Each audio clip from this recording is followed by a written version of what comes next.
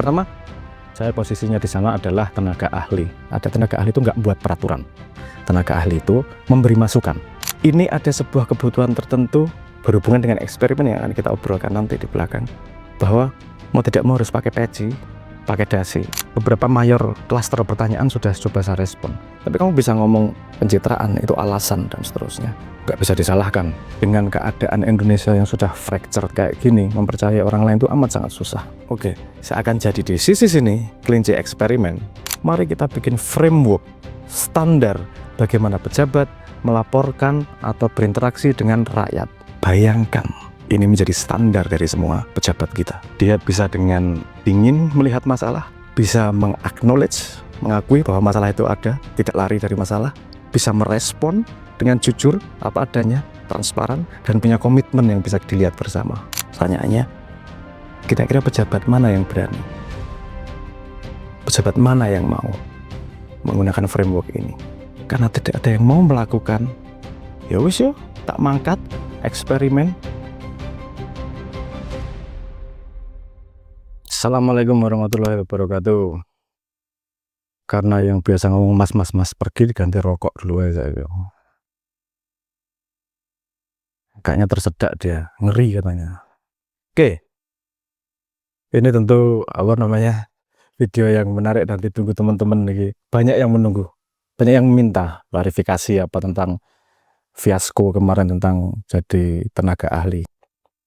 Saya sudah baca hampir semuanya, yang marah, yang kecewa, yang skeptis, yang mendukung, semuanya interesting. Dan saya sebenarnya paham sumber keresahan-keresahan itu. Dan sudah expected juga. Sebelum kita bahas, sebelum kita lanjutkan, saya akan merespon itu, akan merespon hampir semua itu.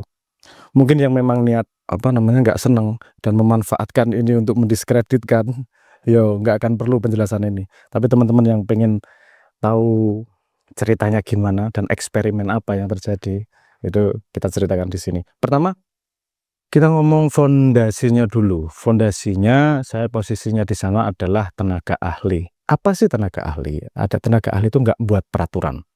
Tenaga ahli itu memberi masukan kepada pemerintah, mungkin bisa dituliskan ke presiden terhadap situasi, resiko, dan rekomendasi. Jadi ini sebagai indera, mata, akal, telinga, apa sih yang terjadi? Harusnya gimana sih untuk bisa memperbaiki situasi? Kayaknya menarik untuk jadi video tutorial juga. Karena maksudnya video tutorial itu maksudnya gini. Sekalian, siapa tahu public relationnya pemerintah bisa belajar dari sini. Ngadepin kritis, ngadepin kritik tuh gimana. Nggak harus diajar dengan kebencian juga. Ada metodologinya. Oke, biasanya kalau pemerintah dikritikkan, kita tahulah polanya. Diam, berharap orang lupa, marah, menyalahkan yang kritik, kirim buzzer, atau klarifikasi panjang yang nggak jawab apa-apa juga. Nah, coba kita buat pola. Gimana sih sebenarnya ngerespon kritis-kritis itu? Dan kebetulan kasusnya adalah pertanyaan kepada sebuah keputusan saya, yang tentu akan saya jawab dengan jujur dan sebaik-baiknya seperti yang seharusnya pemerintah lakukan ketika menjawab kritik-kritik tersebut. Oke, kita harus paham bahwa kritik itu bukan ancaman, kritik itu data. Rakyat yang marah itu bukan musuh, mereka perlu didengar. Walaupun mungkin dibungkus dengan kata-kata kasar, perlu dibersihin, didistilasi, terus kemudian dilihat, oh kalau memang pertanyaannya valid, harus dijawab. Walaupun kadang-kadang kalimatnya kasar. Anda tahu sendiri, kalau Noel ngomong mas itu kalimatnya agak jelas, itu tetap saya jawab intisarinya. Karena urusannya kontennya, bukan urusan bagaimana deliverynya. Dan pemerintah juga harus paham bahwa nggak semua masyarakat punya cara untuk menyampaikan dengan logis, dengan baik. Tapi yang keluar pertama adalah emosionalnya.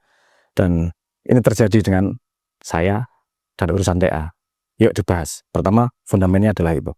Bahwa TA, tenaga ahli, itu fungsinya adalah memberi masukan. Input. Yang sebenarnya sudah dilakukan dari zaman dulu.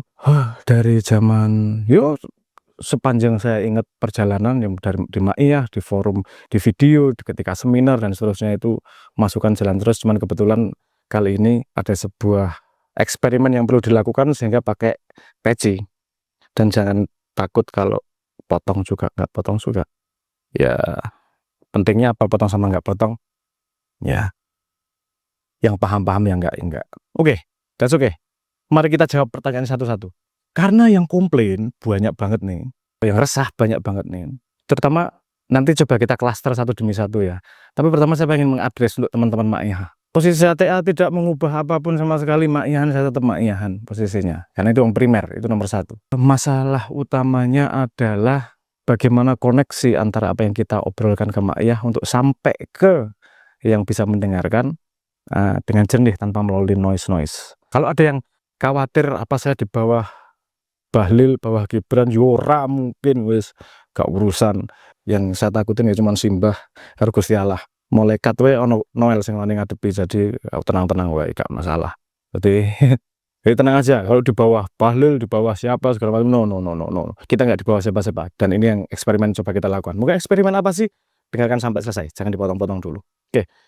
Coba kita walk through di komplain-komplainnya. Sudah di cluster sama teman-teman. Pertama, soal masuk sistem.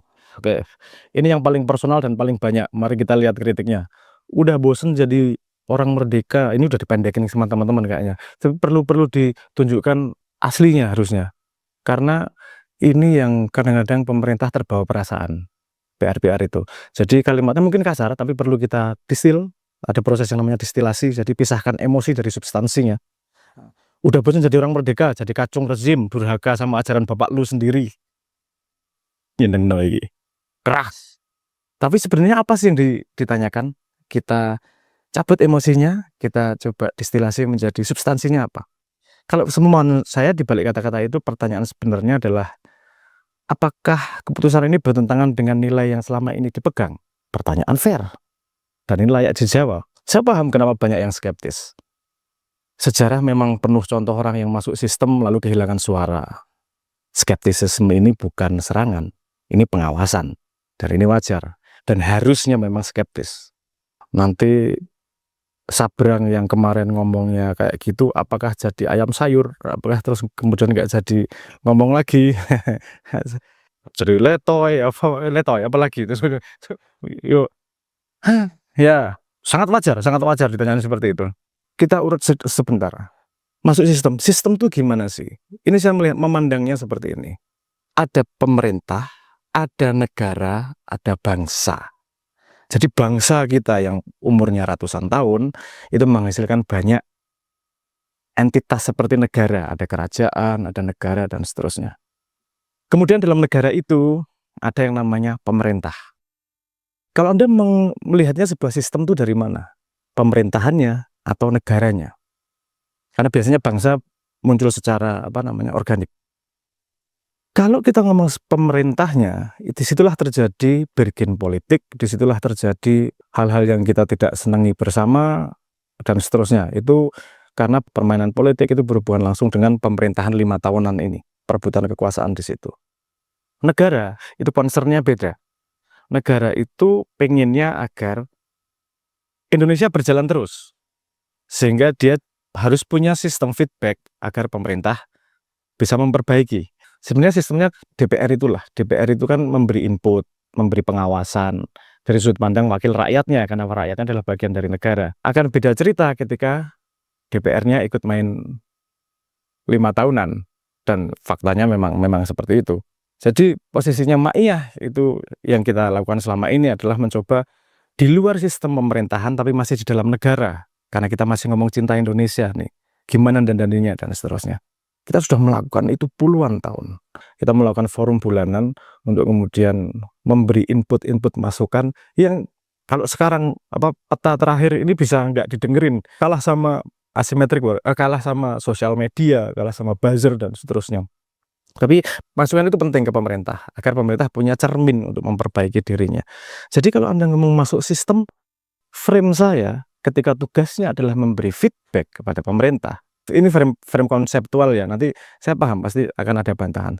Bentar, saya ngomong frame konseptualnya. Jadi saya masih di luar sistem pemerintahan karena memberi input dari sudut pandang negara dan rakyatnya.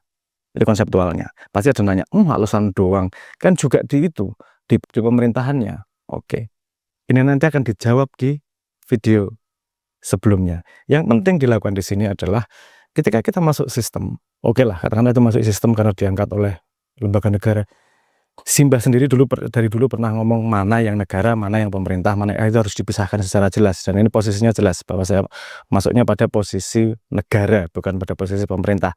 Argumennya apakah saya mesti masuk sistem? Ya, saya masuk sistem yang dilahirkan oleh bangsa, pada posisi berdiri, pada posisi negara, bukan posisi pemerintah. Jadi kalau ada yang khawatir bahwa saya bisa ditekan oleh politik, saya bisa ditekan oleh jabatan, ya itu ada ya, saya ngomong itu.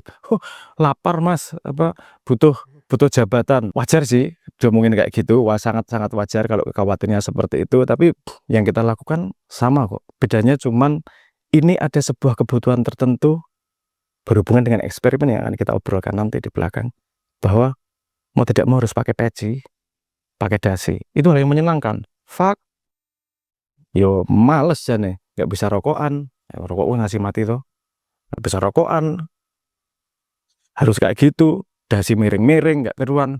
Well, tapi kalau itu what it takes, ada kan perubahan yang berbeda, itu tentu harus dilakukan juga. Kenapanya? Nanti tonton detailnya ya. Oke, soal masuk sistemnya gitu. Jadi yang saya pandang adalah kita masuk sistem negara di dalam bangsa. Nomor 2, soal kompetensi. Pertanyaannya lucu tapi valid.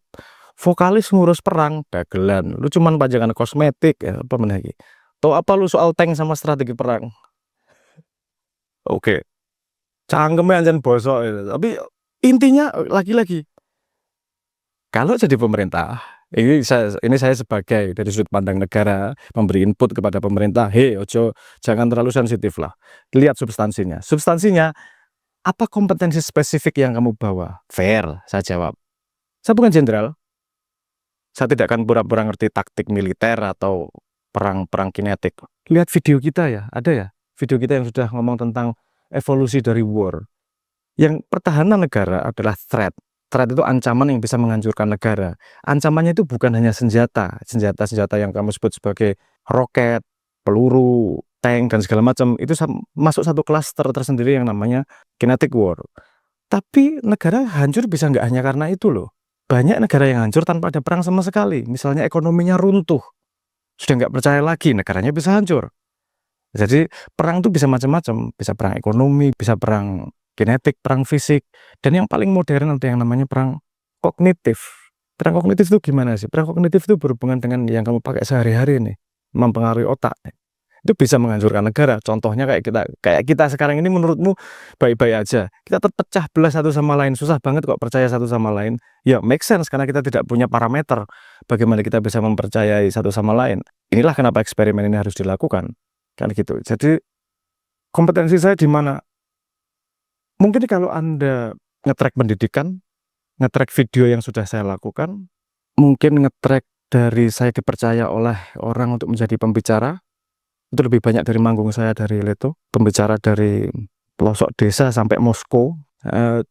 Tapi itu mungkin juga jadi boosting, ya enak. Gini aja, kamu tanya Gemini aja. Untuk pertahanan, defense, pertahanan nasional modern, apakah saya qualified? Apakah saya qualified? Ya, gitu aja, Anda udah percaya Grok kok. Tanya Grok udah percaya, tanya Gemini yang bisa riset, deep riset, apakah saya kompeten di situ. Tapi yang saya tahu pasti bahwa ketika ada obrolan tentang menjadi TA ini, apakah Anda pikir terus saya dilamar sehari, terus besok mau, terus besok pakai peci dan pakai dasi? Enggak, prosesnya panjang itu. Dan di situ juga ada proses ngobrol segitu lama. Tentu nggak akan sembarangan ngasih kayak gini. Sepemahaman saya, sepengalamannya seperti itu. Saya seperti itu. Dan kemudian ini berhubungan juga dengan soal independensinya. Ini menarik buat saya secara personal. Cangkem lu bakal dibeli, nanti jadi ayam sayur. Mana mungkin berani kita kalau rekening diisi sama yang lu kritik. Ini mulai videonya aja udah kritik nih. Tapi whatever, gini. Saya jelaskan prosesnya. Menurut Anda kapan saya mulai membantu pemerintah? Dengan memberi input-input masukan. Sejak saya bisa menganalisa sesuatu. Enggak sejak saya diangkat. Zaman Jokowi, saya sudah memberi analisis hampir 44 halaman itu, yang serius ya, yang kemudian di-assess oleh kalau nggak salah ada 12 profesor meeting di Ambarukmo itu untuk menganalisa hasil penelitianku tentang bahayanya sosial media kalau nggak dikontrol. Perjalanan itu tidak menghasilkan apa-apa, karena kemudian dalam perjalanannya banyak kepentingan yang lain. Akhirnya saya bikin sendiri yang nggak mampu juga, jadi gede juga. Simbolik ID itu hasil dari ketika saya mampu melihat ancaman sosial media untuk disintegrasi bangsa ketika tidak dikontrol dengan baik. Tentang DPN ini, ada yang khawatir tentang, tentu saja kritisan akan jadi ayam sayur, nggak akan berani mengkritik lagi. Kalau Anda melihat saya setahun terakhir ngomong, dan Anda mengatakan saya cukup kritis pada time frame saat 1 tahun terakhir itu, ada fakta di belakang layar, bahwa dalam 1 tahun itu, saya juga ngasih input ke DPN. Ngasih input bukan sebagai pengen mendapat jabatan, tapi memang saya terus melakukan itu. Saya pernah ngasih input ke beberapa kementerian, salah satunya ke DPN juga. Jadi kalau melihat fakta itu, input-input yang saya berikan itu bersinggungan dengan ketika kamu mengatakan bahwa saya kritis. Kalau logikanya adalah kemudian saya cari pekerjaan, setahun ini saya nggak akan kayak gitu. Cari jabatan, setahun ini saya nggak akan kritis. Setahun ini saya akan mulai baik-baik kepada pemerintah, akan mendapatkan jabatan, akan kemudian terus jadi baik-baik gitu. No, timeline-nya nggak gitu. Kalau Anda lihat setahun saya yang terakhir, itulah yang sesungguhnya. Dan besok ya akan kayak gitu. Mulut saya tidak akan saya gadaikan kepada orang lain, karena yang ngasih mulut ya Tuhan. Jadi ini tanggung jawab saya terhadap mulut saya. Tidak akan bisa dipinjam pemerintah, tidak akan bisa dipinjam netizen juga. Kenapa? Karena kadang-kadang netizen tuh dan buzzer itu ngeframe, oh kalau nggak kritik berarti mendukung pemerintah. Nggak sehat juga itu. Kalau saya paham dan nggak, menurut saya ada bisa diperbaiki atau tidak benar, ya saya katakan. Behavior itu tidak akan berubah. Jadi artinya kalau masalahnya adalah soal independensi, ketika berhubungan dengan DPN, sebelum pakai PC, itu kan saya sudah sambil ngeritik, sambil ngasih input. Terus, iya aku cerita belakang layar sedikit ya, menarik. Ketika ditawari jadi DPN, itu kan pertimbangan yang tidak mudah ini. Di Maiyah juga damai kok. Dengan pergerakan yang sudah saya lakukan, nggak ada resikonya, kecil, aman, dan enak-enak aja. Ngapain saya harus jadi DPN? Tapi itu kan pendapat saya yang mungkin takut keluar dari zona nyaman. Sehingga saya harus membuat keputusan objektif. Gimana yang ngambil keputusan objektif ya? Kemudian saya analisis lah. Kalau saya menjadi tenaga ahli, yang paling dibutuhkan adalah objektivitas. Objektivitas itu bisa ngomong pahit, bisa ngomong manis. Jadi ketika ada wawancara, ngobrol, ya ada proses wawancara dan diskusi ngobrol, itu menjadi kesempatan saya. Kalau saya tanpa tedeng aling-aling dan kemudian tidak diterima karena saya terlalu jujur dan terlalu keras, bagus, bahagia aku. Berarti keputusannya memang saya tidak di dalam. Tapi ketika saya ngomong apa adanya, tanpa tedeng aling-aling, nanti saya kasih contohnya ya, tanpa tedeng aling-aling, terus kemudian diterima, saya nggak bisa lari. Ternyata butuh ini, input saya, kan gitu. Nah, salah satu pembicaraan di situ misalnya ada pertanyaan, bagaimana menurutmu pemerintah selama ini menjalankan pemerintahannya? Nggak spesifik pemerintah sekarang, tapi selama ini pemerintahnya seperti apa? 3 periode terakhir atau 4 periode terakhir. Dan saya belak-belakan ngomong, nggak bagus sama sekali dari satu sudut pandang fundamental. Videonya ada kok itu. Video ketika saya ngomong tema yang sama di sebuah maiyahan. Saya ngomong, stupid, why? Pemerintah itu lupa bahwa dia ada di dalam negara, dan negara itu ada dasarnya. Dasar negara ini Pancasila. Pancasila sekarang diomongkan sebagai sesuatu yang indah, didorong-dorong segala macam, tapi tidak ada implementasinya. Maksudnya gimana? Oke, Pak Soekarno pernah bilang bahwa Pancasila sebagai dasar negara kita didistil, diperas menjadi satu kata namanya gotong royong. Itu jantung dari yang namanya negara. Kalau kemudian ada pergeseran teknologi, yang kemudian menjadi aplikasi, menjadi e-governance dan seterusnya, saya tidak melihat satupun inisiatif pemerintah bisa membawa nilai gotong royong ke dunia digital. Artinya siapa yang tidak update? Pemerintah tidak update. Karena lupa fondasi dasar negaranya itu dibawa maju mengikuti zaman. Ada aplikasi 14.000, tapi mana yang basis filsafatnya, basis filosofinya, basis cara kerjanya adalah gotong royong. Lain lagi, ketika membuat sebuah keputusan, kenapa tidak mempertimbangkan sosiokultur? Dan itu adalah gate saya paling aman. Kenapa? Karena ketika saya bisa ngomong apa adanya, apapun outcome-nya saya bahagia. Saya ngomong apa adanya, ternyata nggak diterima, terlalu menyakitkan mulut saya. Yo, saya di luar. Tapi ketika saya ngomong apa adanya, malah kalimatnya, wah kita butuh input-input seperti itu. Asem aku ya gak iso lari, rek. Rumah samu enak tadi pecinan ngono kuwi. Bahwa saya bisa ngomong apa adanya. Ada pertanyaan lain ketika wawancara. Gimana kalau atasanmu nggak setuju? My concern. Kewajiban saya dan tugas ini adalah menyampaikan apa adanya secara sejujur-jujurnya sepanjang pemahaman yang saya pahami. Jadi core view di tempat saya adalah objektivitas tugas saya. Dan pada situasi itu, saya kan tidak memutuskan akan jadi TA atau tidak. Yang bisa saya lakukan adalah saya jujur menjadi diri saya sendiri dan melakukan apa yang selama ini saya lakukan. Ternyata dimintain tolong jadi TA. Gak isok lari aku, Rek. Dan aku mikir, ini pasti ributnya besar ini ngapain masuk sistem apa dan segala macam. I don't care. Tapi posisinya adalah ketika diletakkan pada sebuah tantangan di depan mata. Ini prinsipnya Simbah. Kamu ketika harus membuat sebuah kebaikan, itu kadang-kadang pada sebuah situasi yang kamu nggak senang juga, situasi nggak enak juga. Tapi apakah itu optimal untuk sebuah kebaikan? Tes saya adalah menjadi diri saya sendiri ketika di wawancara. Pedes, menurut saya pedes. Tapi ternyata malah itu yang dibutuhkan. Well, menarik nih. Ada sebuah badan pemerintahan di mana nggak alergi ketika saya ngomong negatif. Dan saya ngomong negatif bukan karena cuman nggak seneng aja. Ada dasarnya, ada buktinya, ada penelitiannya. Saya sampaikan. Dan kalau dasarnya jelas, harusnya remediasinya juga ada. Menyembuhkannya juga harusnya jelas.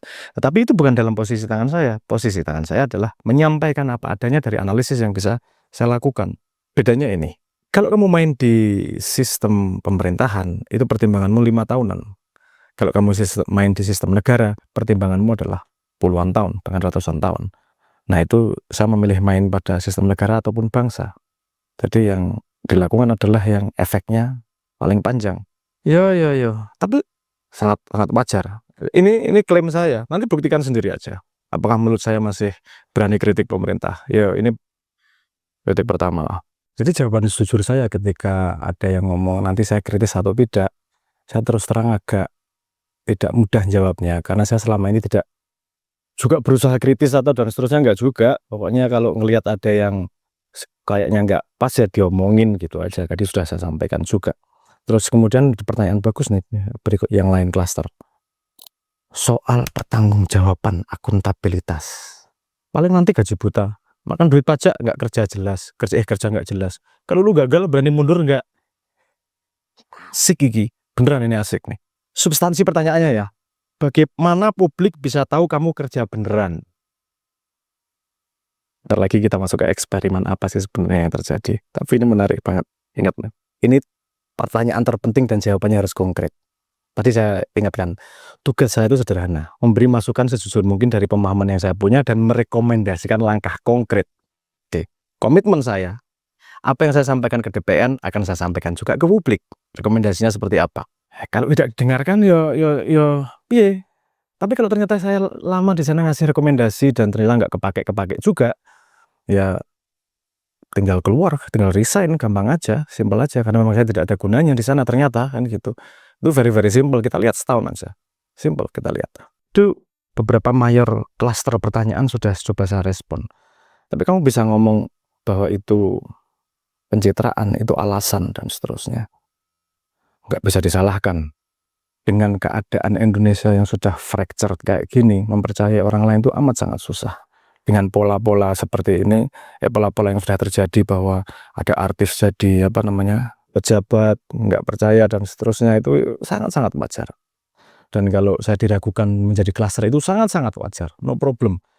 Saya sendiri nggak gitu nyaman dengan menjalani perjalanan ini, tapi kalau ternyata ada potensi baik, itu tentu worth dilakukan. Oke, dua hal kita ngomong nih. Sebelum the why, kita ngomong the frameworknya dulu. Ada dua hal. Kalau Anda lihat tadi saya menjawab, ada beberapa frameworknya. Pertama, didistil, dibersihin antara emosi sama substansinya. Kemudian di-acknowledge, bener kok perasaanmu, bener, wajar. Kemudian direspon dengan jujur, dan kemudian komit. Saya komit akan membagi semuanya. Dan saya komit, kalau memang nggak kepake usulan saya, ya saya resign, sesederhana itu. Karena kalau nggak efektif ya ngapain, gitu aja. Oke. Coba kita mundur selangkah ke belakang. Kenapa saya tunjukkan kerangka ini? Karena mungkin kerangka ini bisa dijadikan teman dari kritik pertama. sebagai mungkin ini sebagai Sabrang atau sebagai DPN juga jelas ya. Saya berkali-kali ngeritik betapa PR public relation pemerintah kalau handle situasi kritis itu sangat emosional. Contohnya handle siapa sih? Panji. Itu membalasnya kok emosional sih. Nah, karena mungkin dikasih tahu harusnya gini, harusnya gini nggak jalan. Mari kita kasih contoh. Nah, contohnya ini tadi. Gimana sih handle criticism? Handle dengan baik, didistil, di-acknowledge, direspon, dan di-commit. Buat komitmen. Bayangkan, ini menjadi standar dari semua pejabat kita. Dia bisa dengan dingin melihat masalah, bisa meng-acknowledge, mengakui bahwa masalah itu ada, tidak lari dari masalah, bisa merespon dengan jujur, apa adanya, transparan, dan punya komitmen yang bisa dilihat bersama. Pertanyaannya, kira-kira pejabat mana yang berani? Pejabat mana yang mau menggunakan framework ini? Itulah eksperimennya. Selama ini kita ngomong pejabat harus gini, tapi nggak ada frameworknya sama sekali. Kita nggak tahu tolak ukurnya seperti apa. Siapa yang mau bikin tolak ukur? Siapa yang mau bikin framework? Pejabat. Kok mereka nyaman dengan keadaan seperti ini? Dan resikonya tinggi bikin framework yang baru. Bisa dipecat, bisa dimarahin sama atasannya. Kenapa ambil posisi TA? Sekarang kita bisa ngomong, ada satu eksperimen dengan pejabat untuk membuat sebuah framework bagaimana pejabat seharusnya berinteraksi dengan masyarakat. Karena tidak ada yang mau melakukan, ya wis yo, tak mangkat, eksperimen. Ini yang saya sebut sebagai eksperimen. Jadi untuk teman-teman yang tidak senang sama pemerintah, tidak senang sama pejabat, pertanyaan saya gini, tujuan akhirnya apa sih? Tidak senang, mencaci, atau pengen membuat perbaikan? Oke, membuat perbaikan. Gimana caranya? Dikasih tahu, dicaci, kena buzzer juga. Oke, kita bikin framework yuk. Kita cari seorang pejabat yang tidak takut resiko, tidak takut ditendang, objektif, bikin standar, bikin framework yang bisa diikuti oleh semua sebagai standar yang lain. Ya, peran kampret memang harus kayak gini. Tapi tidak bisa kita ngomongin ide kita dan nyuruh orang lain yang ngambil resikonya. Kenapa posisi TA tepat? Itu jauh lebih enak daripada posisi masuk lewat partai. Karena kamu nanti patuh sama partai. Kalau posisi TA patuh sama siapa? Posisi TA patuh pada kenyataan. Patuh pada objektif reality. Patuh kepada setianya kepada negara. Very, very simple. Tapi bisa dikatakan pejabat. Nah, sekarang gini. Mari kita bikin eksperimen. Eksperimen untuk menjawab sebuah masalah yang menurut saya krusial. Tujuan saya satu, bagaimana membuat Indonesia bisa bertahan selama mungkin, makmur rakyatnya, kita maju bersama, makmur bersama. Utopis tentu saja, tapi itu yang namanya visi. Dan masalah terbesar sekarang, dan ini berhubungan dengan pertahanan negara juga, kalau mau ikut klasternya namanya cognitive war, adalah bagaimana kita mengulangi kesalahan yang sama dari sejarah, yaitu divide et impera. Kita dipecah belah. Jadi kalau sekarang yang dipecah belah adalah rakyat dan pejabat. Saya nggak ngomong bahwa pejabat itu baik semua. Usah belain pejabat tuh, gak. Maksudnya saya gini, sekarang tidak ada titik temu antara para pejabat pemerintah sama masyarakat. Masyarakat punya komplain, walaupun kadang-kadang bahasanya tidak halus, yang tidak dijawab langsung secara pemerintah. Pemerintah melakukan hal-hal yang menurut masyarakat tidak masuk akal, juga tidak ada penjelasannya kepada pemerintah. Nah, jadi yang terjadi adalah saling curiga terus sampai pada posisi prejudis. Siapapun yang masuk ke pemerintah pokoknya buruk. Siapapun yang di masyarakat ikut kritis menurut pemerintah, wah itu bikin kisruh aja itu. Kita sangat kehilangan banyak data, kita sangat kehilangan, terutama kehilangan kohesi jadi sebuah negara. Nah, kita perlu solusi ini. Bukan menekan masyarakat, bukan membubarkan pemerintah juga. Tanpa pemerintahan kita yuk susah jadi negara gimana. Dan saya akan cerita pengalaman sedikit bahwa saya ditemui banyak pejabat-pejabat muda ya, teman-teman muda di mana mereka melihat ada yang tidak baik dan pengen perbaikan tapi tidak mampu melakukan. Dan mereka takut ngomong di publik karena mereka pejabat pemerintah. Dan kemudian kalau ngobrol sedikit di publik juga nanti akan diserang karena sudah dianggap buruk karena bagian dari pemerintah. Padahal ini anak-anak muda Gen Z yang masuk dan ngelihat tidak ideal dan pengen melakukan perubahan benar-benar. Gimana ya kita mitigasi itu semua? Dan inilah eksperimen tersebut. Idenya adalah begini ya. Sekarang pemerintah itu kalau di situ bukan karena 100% dipercaya oleh rakyatnya, tapi karena dia punya legalitas hukum untuk ada di situ. Dan masyarakat tidak bisa berbuat apa-apa juga. Nah, ini gimana nyambunginnya nih? Buat pejabat agar bisa dipercaya oleh masyarakat. Sehingga masyarakat punya standar gimana pejabat yang baik, gimana pejabat yang buruk. Tapi gimana standar itu? Nggak mungkin kamu milih pejabat untuk bikin standarisasi itu. Karena yang tahu kebutuhannya adalah masyarakat. Agar masyarakat lega hatinya, bisa ngelihat beneran itu gimana sih. Karena yang dilaporkan oleh pejabat itu juga kompleks. Jangan salah, kalau tiba-tiba ngasih laporan 30 halaman, 300 halaman, kan mumet juga. Jadi harus ada jembatan di tengah ini seperti apa. Yang diperlukan adalah gini, ada sebuah jembatan di tengah yang ada wasitnya nih. Karena kalau wasitnya dari aktor pemerintahan, yang sini nggak akan percaya. Kalau aktornya dari elemen masyarakat, pemerintahnya bisa nggak percaya. Efeknya nggak percaya nanti dikooptasi. Kamu juga nanti lama-lama nggak percaya sama yang pegang di sini. Jadi idenya adalah kita menggunakan teknologi baru nih yang namanya AI nih untuk membantu banyak hal di sini.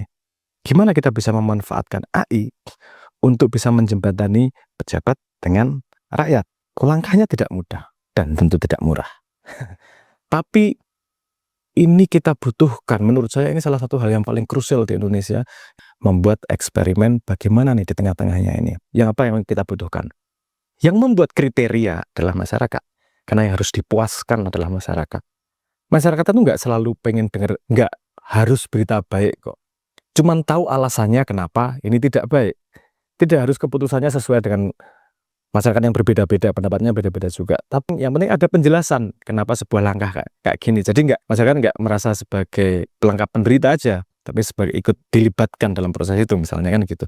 Jadi yang dibutuhkan untuk menjembatani ini adalah masyarakat membuat kriteria bagaimana sebuah pejabat itu bisa dipercaya oleh masyarakat. Nah, kriterianya apa? Ini yang saya ngajak eksperimen bersama nih. Eksperimen bersama, ayo kumpulin toh. Kriteriamu seperti apa ya? Misalnya ada kriteria bahwa pejabat harus melaporkan dia ngapain aja atau melaporkan landasan dari keputusannya kepada masyarakat. Misalnya kriterianya seperti itu, pada setiap keputusan harus ada landasannya yang masyarakat bisa tahu nih, bisa nge-track sendiri, misalnya kayak gitu. Oke, ini pejabat harus ada yang melakukan nih kemudian. Melakukan itu sebagai kelinci percobaannya. Saya menawarkan kepada orang-orang yang menjabat untuk mau melakukan itu dan tidak ada satupun yang mau. Kenapa? Karena ya political suicide, bunuh diri. Ngapain saya nyoba hal-hal yang baru yang membahayakan saya, belum tentu ada gunanya kan gitu. Ya ini dari sudut pandang negara kita butuh ini karena tanpa itu kita nggak akan bisa bersatu. Kemudian gini, saya akan jadi pejabatnya nih yang akan melakukan semua kriteria yang disetujui bersama oleh rakyat nih. Nah, mari kita kumpul ke sebuah platform yang dimana di situ ngumpulin rakyatnya mau gimana sih dari pejabat nih? Apa kriteria yang memuaskan mereka? Yang ngolah data itu akan AI kemudian. Sehingga jembatan di sini akan dibersihkan dari emosional, tapi data yang banyak bisa dicerna dan seterusnya. Misalnya ngasih laporan, misalnya nanti saya akan ngasih, gini usulan saya kepada DPN tentang Indonesia langkahnya harus gimana. 60 halaman. Yang males tinggal nanya pakai AI, ini sebenarnya apa sih? Ini gimana sih? Jadi masyarakat bisa mendapatkan apa yang diinginkan secara mudah. Di situ platformnya gitu. Oke, saya pengen laporan nih. Di sini memasukkannya juga dengan mudah. Laporannya seperti apa? Kita bikin frameworknya dulu ini. Penting ini eksperimen untuk membuat framework sehingga itu bisa menjadi fondasi ke depan menyatukannya seperti apa. Tentu tidak murah dan mari kita gotong royong di sini. Seperti kalau komplain saya bagaimana Indonesia tidak gotong royong, saya mulai ini dengan yuk gotong royong yuk membangun sebuah sistem di mana kriterianya dibuat oleh masyarakat dan dilakukan oleh pejabat. Mungkin pejabatnya cuma saya sekarang yang akan melakukan. Tapi kalau ini semakin melebar, akan semakin baik. Itu partai-partai yang kalah-kalah tadi, caramu untuk mendapatkan simpati masyarakat, itu ya ikut program ini, mengikuti keinginan masyarakat. Masyarakat yang pengen benar-benar membangun Indonesia, bikin kriteria yang objektif. Gimana mau menilai pejabat?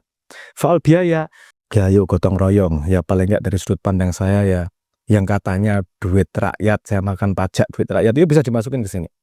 Bisa kita buat fondasi pertama untuk bikin platformnya, misalnya gitu. Tapi kalau ada yang mau nyumbang-nyumbang, mau aja. Ini saya nggak mau ngeklaim ini sebagai project milik A atau milik B, tapi kalau nggak mau ya wes tak handle tak angkat sendiri karena saya yang punya ide, saya yang ngambil resiko, dan ya wes, yang penting saya sudah bisa laporan sama Tuhan bahwa ada sebuah idea, inspirasi yang beliau berikan dan sudah saya laksanakan dengan sungguh-sungguh. Saya ambil posisi sebagai pejabat kelinci percobaannya, saya buat platform dan AI-nya untuk bisa menampung ide-ide kita bersama, dan sekarang yang tidak bisa saya lakukan sendiri adalah ide-ide masyarakat. Untuk teman-teman intelektual, untuk teman-teman yang memang peduli Indonesia, ayo bikin platform ini yang kita semua bisa percaya. Karena ini harus dibangun bersama untuk kita bisa percaya bersama. Kalau dibikinin si A nanti nggak percaya, dibikinin si B nggak percaya, kita bikin bareng-bareng. Konsepnya mau gimana? Sehingga kita punya langkah pertama untuk benar-benar menyatukan Indonesia.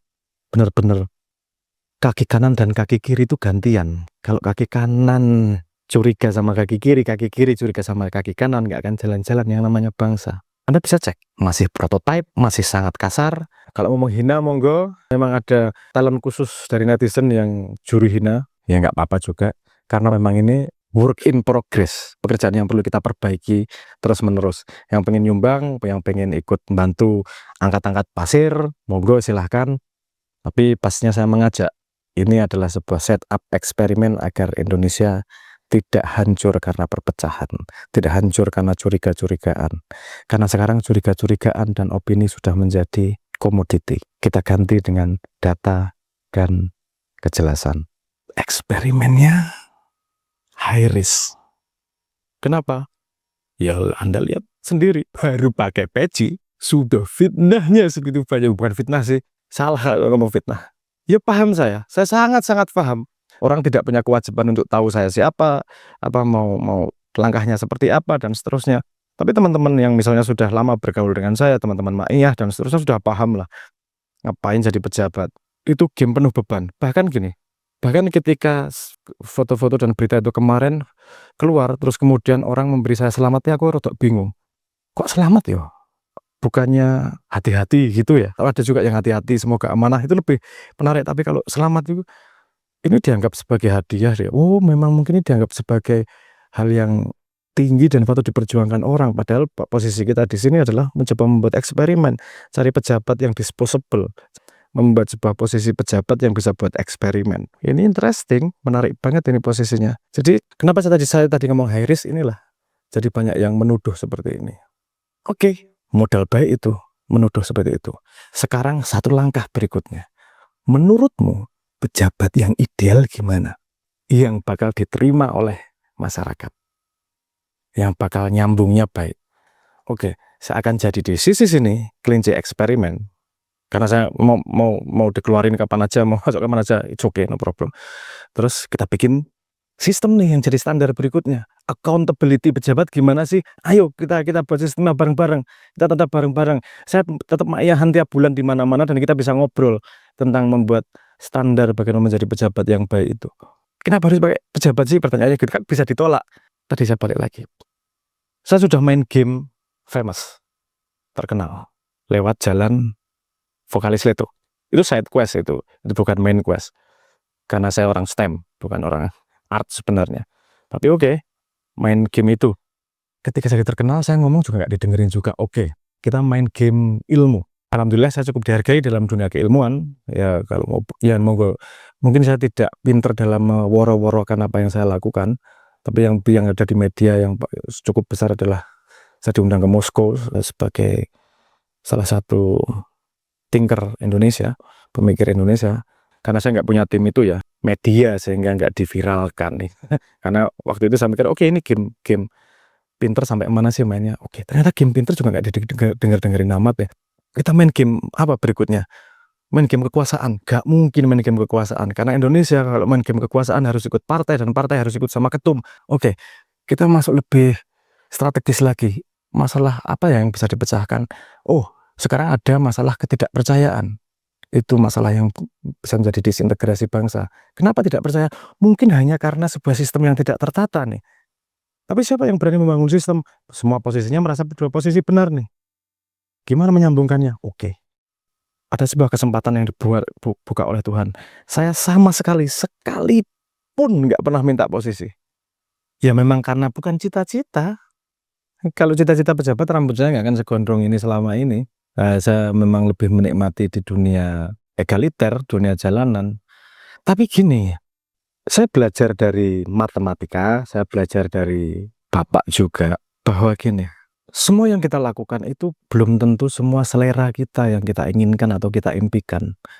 Kadang-kadang kamu harus bersusah payah sekolah walaupun kamu nggak suka, kalau kamu pengen pinter.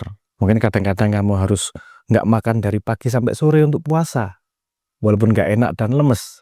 Kalau itu memang mencapai tujuanmu mendapatkan pahala, misalnya gitu. Jadi yang menentukan itu adalah tujuannya, perjalanannya itu tidak selalu harus enak. Kalau ngomong perjalanan, paling enak itu yo maiyahan, rokokan, ngobrol, diskusi, ngeritik, ketawa-ketawa, that's it. Tapi ketika kemudian tujuannya adalah memperbaiki, mengubah, yang bisa kita lakukan adalah jalan mana yang bisa dilewati. Jalannya mungkin nggak segaris dengan perasaan kita, tapi itulah exactly yang namanya puasa. Puasa adalah melakukan sesuatu yang memang kita tidak suka, tapi harus dilakukan. Nah, saya nggak mencoba melegitimasi apa yang saya lakukan, tapi saya memberi perspektif pandangan saya terhadap apa yang saya lakukan. Karena eksperimen yang kita perlu lakukan membutuhkan kelinci percobaan pada posisi itu, pada posisi pejabat itu tadi, ya mau nggak mau kemudian harus dilakukan. Kalau anggapan Anda bahwa kemudian dipecat itu ancaman buat saya, yo enggak. Wong cita-citanya bukan di situ kok. Itu adalah puasa dan keharusan. Puasa dan keharusan untuk mencapai sebuah tujuan yang dijalani dengan melakukan eksperimen ini sendiri. Dan kebetulan juga ketemu sebuah organisasi yang agak beda ini. Seperti yang saya ceritakan tadi, ketika saya ngomong objektif malah diterima, kemudian saya harus objektif juga.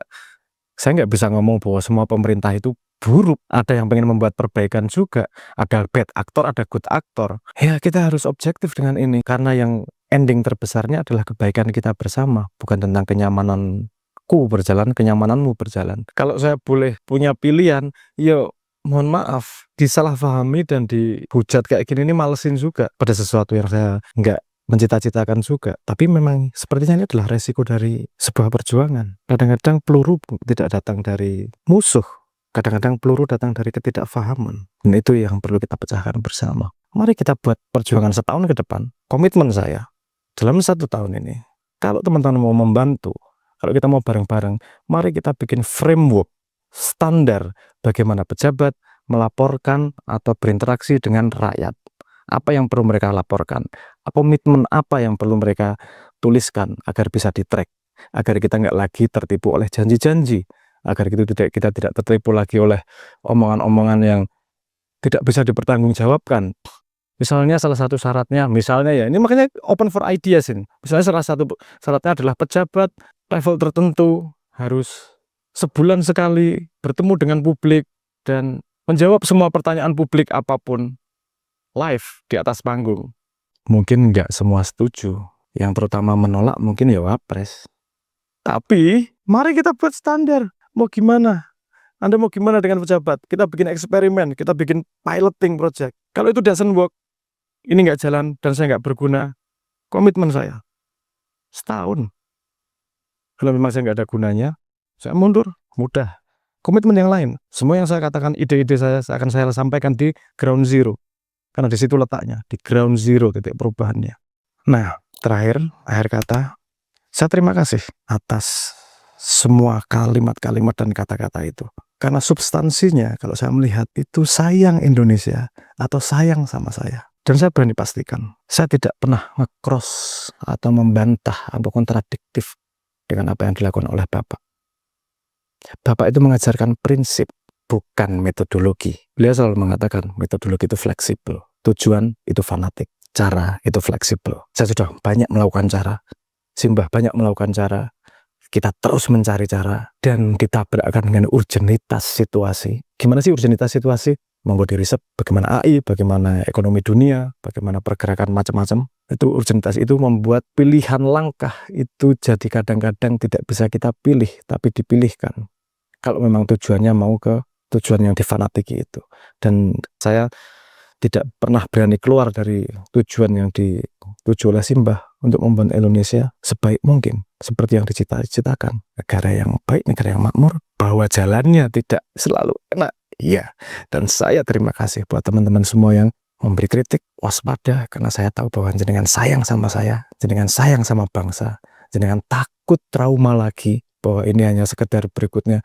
Saya pernah mengalami seperti ini ketika dituduh menjual nama Bapak untuk menjadi Leto, dan ini lagi dituduh menjual nama Bapak untuk mendapatkan jabatan. Nah, posisinya adalah mari kita buat eksperimen. Kamu pengen ideal gimana sih? Pejabat sama rakyat, jangan meragukan dulu. Yuk kita buat sistemnya, kita buat contoh pilotnya untuk bisa dijadikan standar. Sehingga kalau kita ngomong itu nggak pas, itu kok gini, ada standar contohnya, ada standarisasinya yang bisa kita hitung bareng.